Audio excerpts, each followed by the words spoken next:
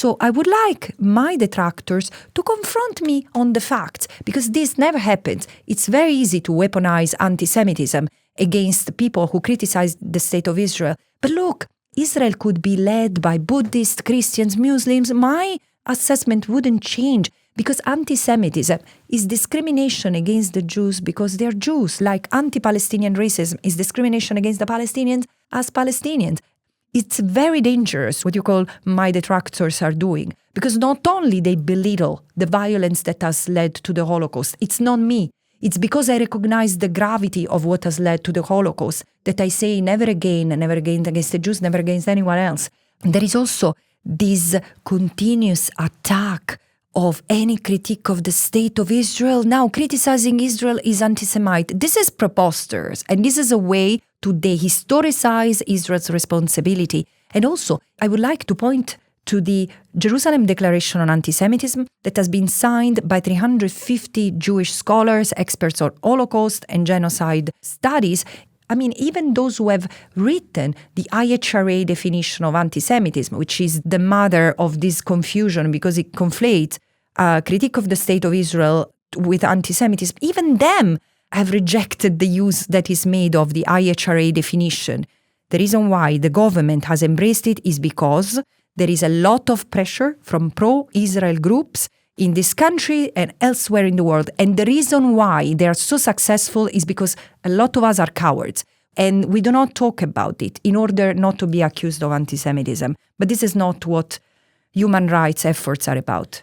In the last year, Israeli forces have bombed all of the universities in Palestine. They've bombed hospitals. They've bombed ambulances. They've bombed schools as well. The justification is that there are terrorists who are in these schools or in these ambulances or in these hospitals or in these universities.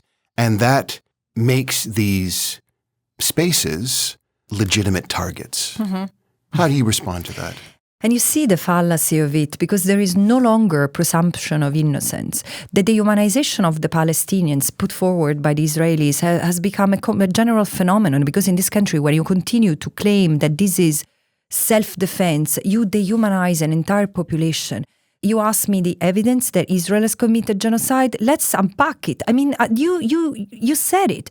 The destruction of 11 old universities, the destruction of schools, of arable land, of the fishing boats, everything, mosques, the National Archive, 80% of the homes. Why Gaza had to be destroyed? Why the people had to be punished like that? Everyone was a terrorist?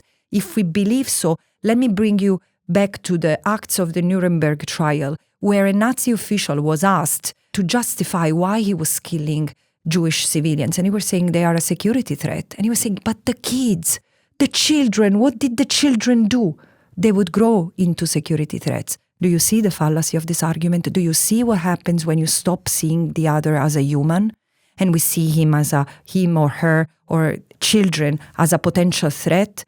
We need to bring our reason back, because this is the only way. If we don't see the dehumanization of the other that is in full swing now, we will not be able to end this, and it will be extremely detrimental both to the Palestinians and to the Israelis.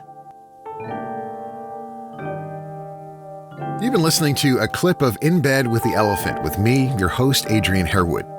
Be sure to check out the podcast on Apple Podcasts, Spotify, Amazon, iHeartRadio, and YouTube.